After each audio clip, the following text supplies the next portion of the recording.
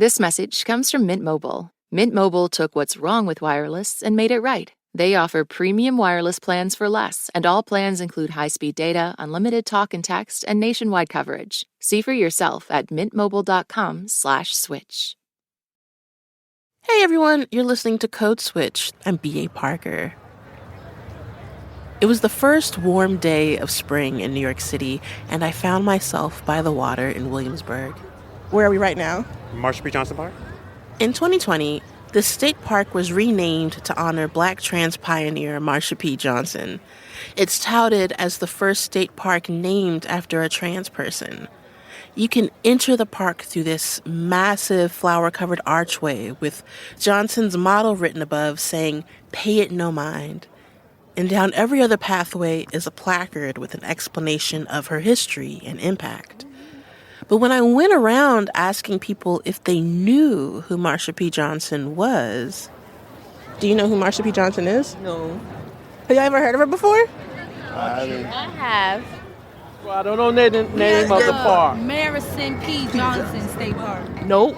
That's what it says. That says Marsha. Whatever. And for some of the people I spoke with, their knowledge of Marsha P. Johnson had unorthodox origins. Do you remember when you first learned about her? It's a lot. It's a meme, probably. Yeah, it's probably a meme only because for RuPaul's Drag Race, they were having a conversation and they were talking about, so Derek Berry had said something about Stonewall.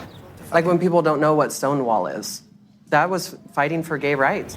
And somebody had died. And people were killed. And then Willem was like, no one died at Stonewall. Nobody was killed at Stonewall. Nobody was killed? Nobody was killed at Stonewall. But she was there. While no one died in the Stonewall riots, that night in 1969 was a pivotal moment in the fight for LGBTQ rights. The uprising was against police raids of Stonewall Inn, a famed gay bar in Greenwich Village, and Marsha P. Johnson was a key figure in the movement. Like, when I think of the Stonewall riots, I think of her. In Greenwich Village, across the East River from Marsha P. Johnson State Park, there's a national monument dedicated to the Stonewall riots. And earlier this year, the Trump administration systematically erased the T from LGBT on the monument's online description, literally erasing trans history from the event. But there's someone who is adamant that that doesn't happen. My name is Tourmaline. I'm an artist who uses history and the archive and storytelling across different mediums to create stories that are about pleasurable worlds that we deserve to inhabit. Tourmaline has become an historian of Marsha P. Johnson. I first learned about Marsha 20 years ago in New York City. I was a student in college. I moved to New York when I was 19, and I started going down to Christopher Street on the 1 train and being around other queer, trans, gender nonconforming people of color. And it was just a real beautiful safe space for us. And in that context, I started hearing the name Marsha P. Johnson. Tourmaline has blogged extensively about Marsha P. Johnson, made a film about her called Happy Birthday, Marsha, and now she's got 2 books about her coming out. One a full biography called Marsha, The Joy and Defiance of Marsha P. Johnson, and the other is a children's book called One Day in June. On today's episode of Code Switch, we talked to Tourmaline about the life, legacy, and impact of Marsha P. Johnson. This message comes from Mint Mobile. If you're tired of spending hundreds on big wireless bills, bogus fees, and free perks, Mint Mobile might be right for you with plans starting from $15 a month. Shop plans today at mintmobile.com/switch. Upfront payment of $45 for 3-month 5GB plan required. New customer offer for first 3 months only. Then full price plan options available. Taxes and fees extra. See Mint Mobile for details. This message comes from Betterment. Imagining a better future for you or your business is the first step. Investing in that future with Betterment is the next. Whether it's saving for today or building wealth for tomorrow, Betterment helps people and small businesses put their money to work. So be invested in yourself. Be invested in your business. Be invested in better. Betterment. Be invested. Get started at Betterment.com. Investing involves risk. Performance not guaranteed. Support for NPR and the following message come from IXL Learning. IXL Learning uses advanced algorithms to give the right help to each kid no matter the age or personality. Get an exclusive 20% off IXL membership when you sign up today at IXL.com/NPR. There was Barbenheimer summer, then Brat summer. What will this season bring? Maybe it's the season of actual good superhero movies like The Fantastic Four and Superman. For a guide to the movies and TV we're most excited about this summer, listen to the Pop Culture Happy Hour podcast from NPR. When I sat down with Tourmaline, I asked her why now was the time to pay attention to Marsha P. Johnson. So we're in this moment right now, the kind of political landscape where the lives of trans and gender nonconforming people are being actively erased and dismantled from the archive, whether it's the Stonewall Monument or the National Park Service's websites. We're seeing a real-time level of erasure of people like Marsha. So already just a sliver of Marsha had been known to the public world, and it was about Stonewall, her actions at Stonewall. But Marsha was a really full person who lived a vibrant life. She was a muse and model for Andy Warhol. She was a performer in off Broadway. She performed 2 times a day for months with both the Angels of Light and the Hot Peaches in downtown New York City. She performed in London to critical acclaim from the press in the West End. She was a person who lived in California and was at the first AIDS walk and was a real committed HIV/AIDS organizer throughout the ongoing, unfolding HIV/AIDS crisis. Mm-hmm. So the life of Marsha is just full and beautiful. It extends from her activism to her art to her spirituality. You know, she had a very close relationship with God and was, always in conversation, she said, with God and the saints. And so you see a real portrait of Marsha, not just in Marsha, The Joy and Defiance of Marsha, the biography, but also One Day in June, which is really about calibrating to being aware of Marsha's spirit in that immaterial sense. So with One Day in June, which is the children's book, why was it so important to make a children's book about Marsha? To me, it was so important to make a children's book about Marsha because I wanted young people and their caretakers and readers of all ages who enjoy children's books to know that it's a beautiful thing to show up and show out as all of who you are. We're often telling young people to turn the volume down on themselves, and I wanted to show that the unedited version of who you are, that version that wants to offer care and support for others, that wants to dress fabulously, that wants to dance on tabletops and have fun, all of those add to a really powerful, joyful life experience that is especially needed right now. I was watching a movie last night and someone said, you ever have that feeling where if you couldn't be yourself, you just burst? And that's what it felt like while reading the things about Marsha. Yeah. But I guess one thing I'm curious about with the children's book is because you're able to sort of lean into this whimsical side of who she was. Yeah. Did you feel like you had to not self-censor, but what is quote unquote appropriate and what isn't appropriate? Right. Yeah, no, I think that's really important. I mean, obviously, we're in a moment where talking about trans and gender nonconforming lives as they relate to anyone is deeply scrutinized, and so there is a real push towards censoring and editing that can be internalized, right? It's like the voice in the head. I think for me, what was just so important about this text was to do the opposite, right? It was to say, actually, in our uneditedness, in our unedited joy, we can access deep resources to change the world.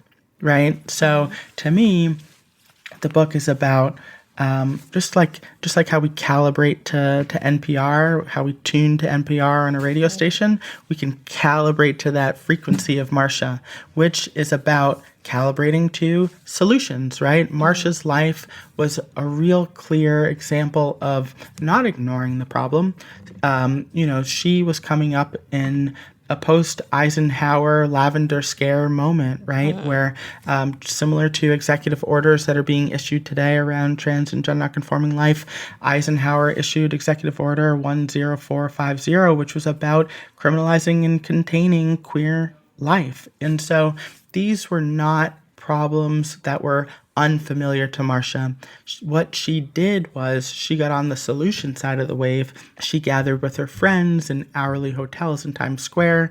She did deep dreaming, and then she lined up with those dreams, not by censoring and editing, but by saying, actually, if we're going to change the world and we deserve a changed world, we need to include all of our community. We need to include the most marginalized parts of our community. And so in One Day in June, you're really seeing that legacy blossom. The ideas that Marsha seeded are dispersed throughout the book, which is care, a character giving her tips to a parent to help get ice cream, right? Joy, which is like dancing on tabletops or, wearing a new look that you might be shy about, but that really is calling to you. It's about coming together in the midst of a mess of a thing and declaring actually Black trans life is sacred. It's about replenishment because, when things are wobbly, we need to find our stability. So we have Re-Speech, a place that Marsha spent an incredible amount of time, which was and continues to be a historic place for queer and trans and gender nonconforming people of color in New York, a beautiful, beautiful beach, and it opens on those pages. So to me, while our political landscape might encourage a push to edit, this book offers an opportunity to self-actualize and to be all of our unruly self. I love that. Okay, so Marsha is this most super important figure. We talk about the trans community. She's the pinnacle. So how do you balance honoring a single person versus a community? Yeah. So it's not a binary between a single person and a community. We're dissolving that binary by showing one person's freedom dream can get so large and be so magnetic that it disperses through an entire community for years and years after that person leaves their physical body.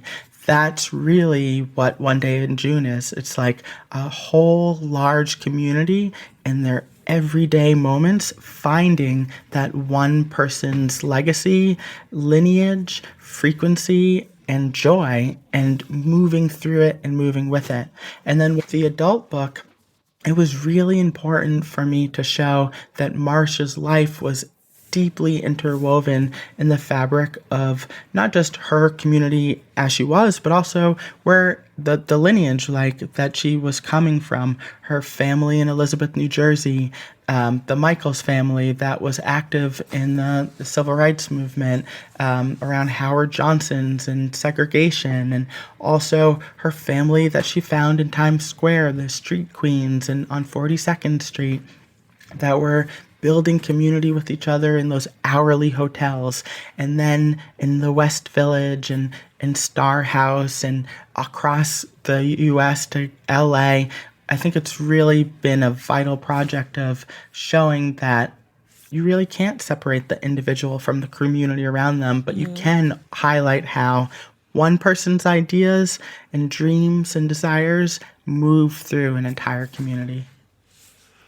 One thing that I really appreciated about Marsha, the grown-up book, the biography, is that it does this thing where it breaks down the chapters into these different moments in Marsha's life, where it's Marsha the Jersey kid, Marsha the Stonewall writer, Marsha the downtown performer, and why was it important to demarcate these sides of Marsha's legacy? Is it because, like, this pivotal moment in the early 70s is kind of where, I don't know, I wouldn't say she's stuck in that moment. I think for mainstream audiences, she might be. Yeah, well, I think that there are multiple reasons why I wanted to show Marsha beyond Stonewall. One is because she had a huge full life afterwards and before.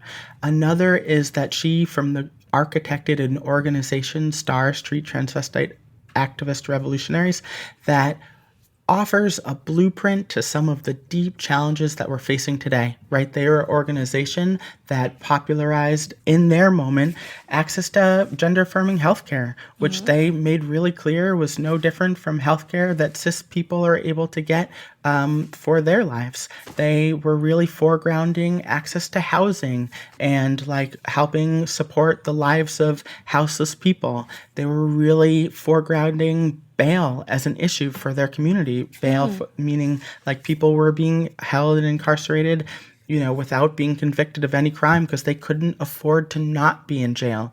They couldn't pay that $500. So STAR in and of itself as an activist organization has a lot to offer in terms of the climate that we're finding ourselves in today. And then also she was a really important figure in the HIV/AIDS movement, right? During that crisis, she was not only an advocate, but she was a really important caregiver. She was, you know, really putting her body on the line when it came to supporting people and being close to people, including herself, with HIV and AIDS. And so to me, I think it's really important that it's a beyond but not without. We're showing Marsha at Stonewall, but we're also showing Marsha as a full human being who lived a powerful life before and a really powerful life in the many decades that followed 1969. Yeah, I mean, okay, one of the things you briefly talked about in this conversation, but also is big in the book, is Marsha's spirituality. Yeah. And you talked about like deep dreaming and like all these other things. And I'm curious, like, what's your understanding of her spirituality and activism?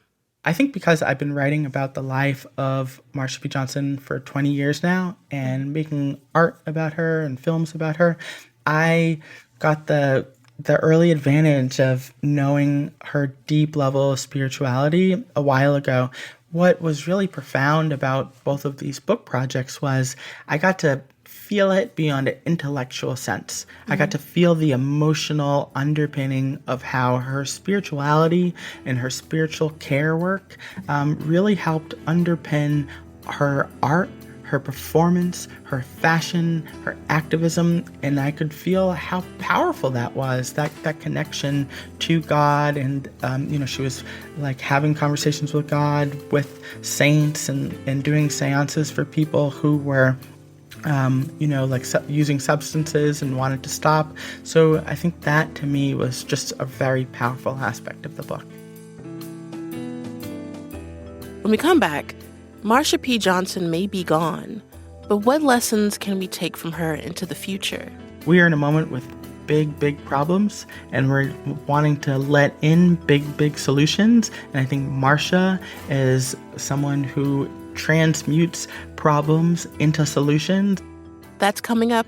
Stay with us. This message comes from Strawberry.me.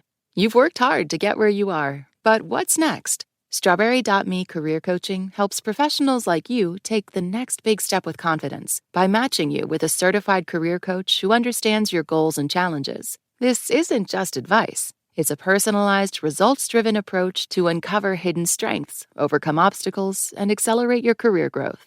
Visit strawberry.me/NPR to claim your $50 credit. Support for NPR and the following message come from Betterment, the automated investing and savings app. CEO Sarah Levy shares how Betterment utilizes tech tools powered by human advice. Betterment is here to help customers build wealth their way.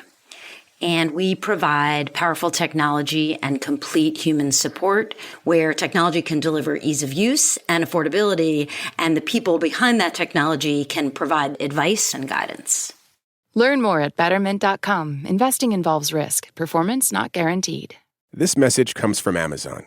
Have you ever gotten sick on a very expensive, very non-refundable family trip? Amazon One Medical has 24/7 virtual care, so you can get help no matter where you are. And with Amazon Pharmacy, your meds can get delivered right to your hotel fast. It's kind of like the room service of medical care. Thanks to Amazon, healthcare just got less painful. Parker, just Parker. Code switch. I'm talking to artist and historian Tourmaline about the life of trans activist Marsha P. Johnson. She's got 2 books coming out about her, one a biography and the other a children's book. And Tourmaline talked to me about why Marsha P. Johnson was so influential to her personally. We are collectively, those of us who are fighting historical erasure on a consistent daily level, we're really looking for and receiving and creating the history and the stories that we need.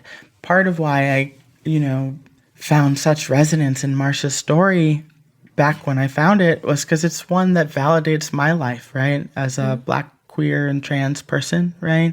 Knowing that someone who was like me existed well before me and then overlapped with my life and really shifted and shaped the world was upending, right? It really helped me come to understand the value and the beauty and the deservingness of who I was. And so I'm really excited to be offering that and reflecting that back to the world. You start off the biography with that moment in June of 2020 when there's a big march, a big protest I think near the Brooklyn Museum about Black trans folks and how they matter. And I was living in Brooklyn during that time, and it was like this great, it was this great moment. Do you still feel that now? I guess, 5 years later. Yeah, absolutely. I mean, similar to the incredible level of repression that Marsha was living with, in the decades before Stonewall, we are in a moment of censorship and repression and deep marginalization. I think what is clear in moments like the 2020 rally where thousands of people gathered, or Stonewall in 1969, is that large moments of declaring our value, our worth, and our beauty are sparked when we're in harsh conditions, and we want to reflect that back. And so I'm a big believer, just like Marsha was, in terms of the bigger the problem, the bigger the solution, right? And that when we're in these harsh conditions, that is the perfect time to imagine what is the world that we deserve. And just like Stonewall helped model, the world that we deserve is one where queer and trans and gender nonconforming people can move about freely and not be arrested for wearing 3 articles of clothing that doesn't correspond with the sex or gender that they were assigned at birth. 2020 was an illumination and a reminder that Black trans life is sacred. I lived 20 years ago right where that rally took place, and I can, and I write in the book, remember nights when it was, and days, incredibly terrifying to move around. And so those kinds of huge upending moments are born out of the contrast to the world that we know we deserve. Okay, I do have to ask, because you have these 2 books coming out, and you're doing publicity for them. Yes. How do you feel about touring these books at this time? I think that this is a really important time to be touring and sharing Marsha's story, both with young readers, their caretakers, and with older readers and adults.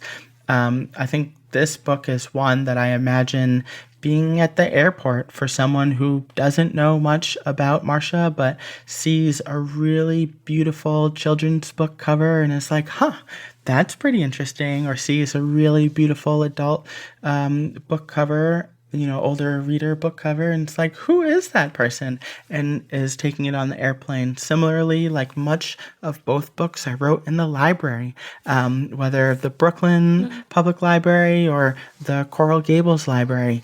And so to me, like those spaces where people are hanging out, getting some rest or doing some work, that for Marsha to be filling up those spaces is just so magical. So I think we are in a moment with big problems, and we're wanting to let in big solutions. And I think Marsha is really like a harbinger, someone who transmutes problems into solutions. And so I'm thrilled to be having those books out right now. Are you changing your approach to traveling? Totally. It's like, well, okay, we got Trump's, like executive orders with the 2 genders and the passports, and, who knows what's going to happen soon. And so, of course, that's something that, many of us who are trans and gender conforming, and those of us who are people of color, Black and trans and gender conforming, it's like, of course, we're going to want to make sure that we are finding our footing and like making sure that we're safe.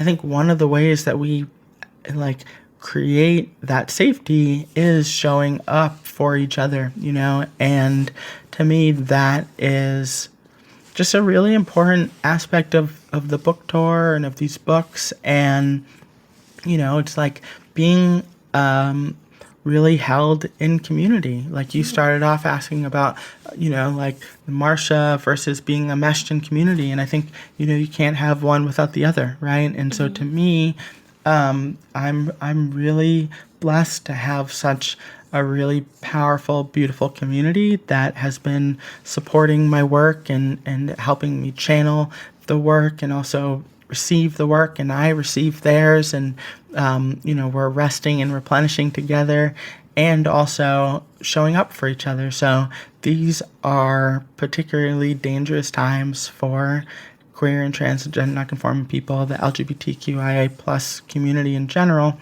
And also, I think it's why this message is needed so badly right now.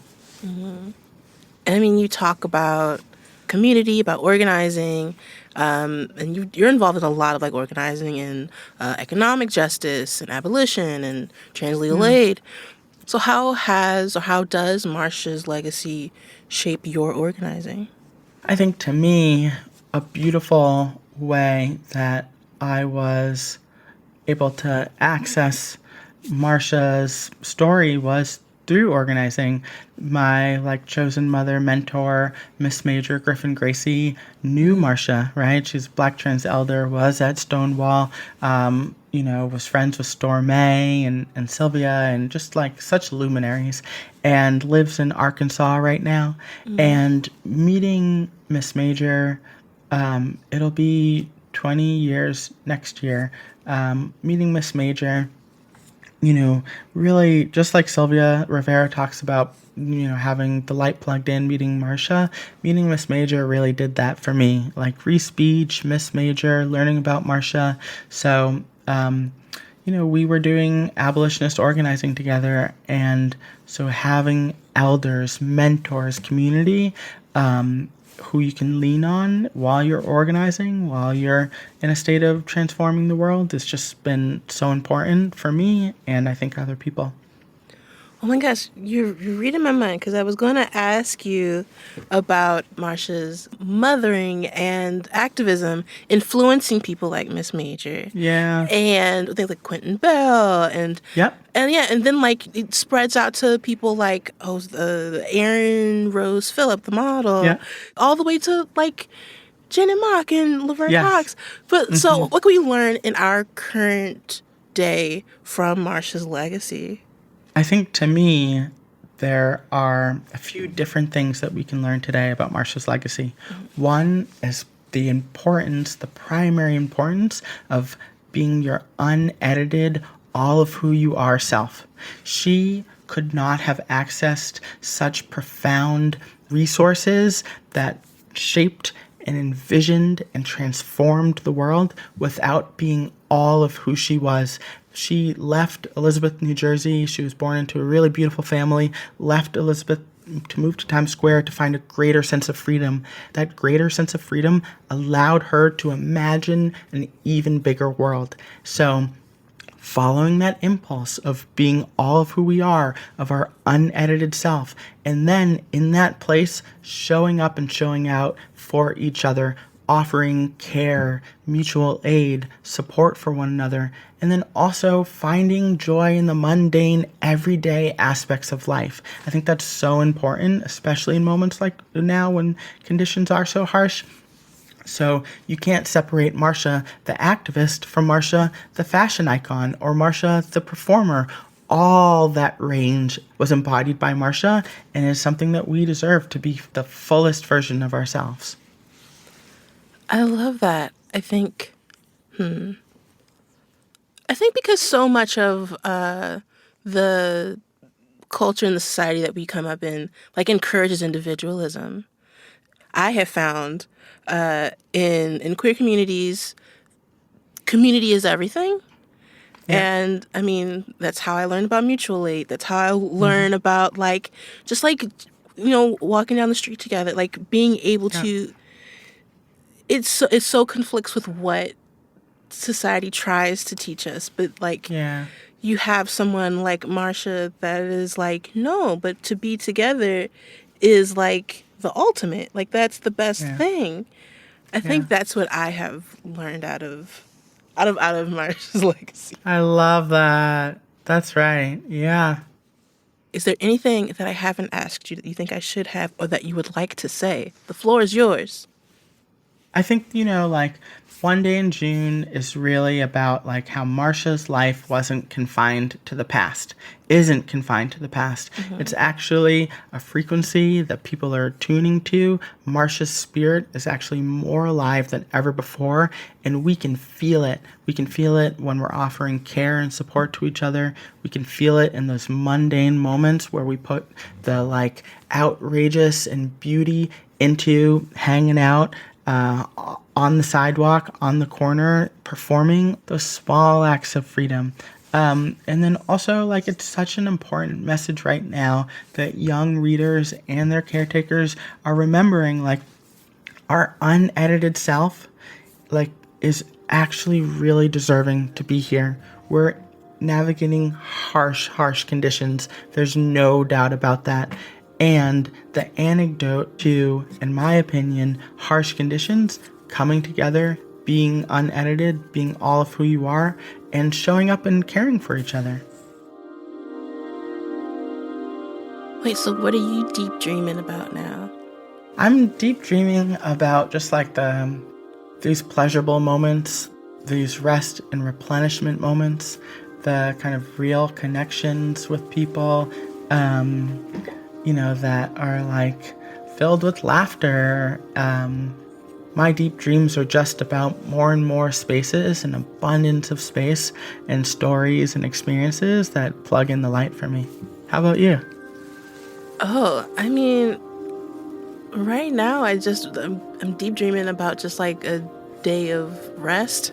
Yeah. I feel like that's what I just want. That's right. I just want to be covered in blankets. Yes. With no bothers. Yes. Tourmaline, thank you so much. Thank you. What an honor. And that's our show. You can follow us on Instagram at NPR Code Switch. If email is more your thing, ours is codeswitch@npr.org. And subscribe to the podcast on the NPR app or wherever you get your podcasts. You can also subscribe to the Code Switch newsletter by going to npr.org/Code Switch newsletter. And just a reminder that signing up for Code Switch Plus is a great way to support our show and public media. And you get to listen to every episode sponsor-free. So please go find out more at plus.npr.org/Code Switch. This episode was produced by Jess Kung. It was edited by Dahlia Mortada. Our engineer was Maggie Luthar. And a big shout out to the rest of the Code Switch Massive: Christina Kala, Xavier Lopez, Leah Danella, Courtney Stein, Verlyn Williams, and Jean Denby. I'm B.A. Parker. Hydrate.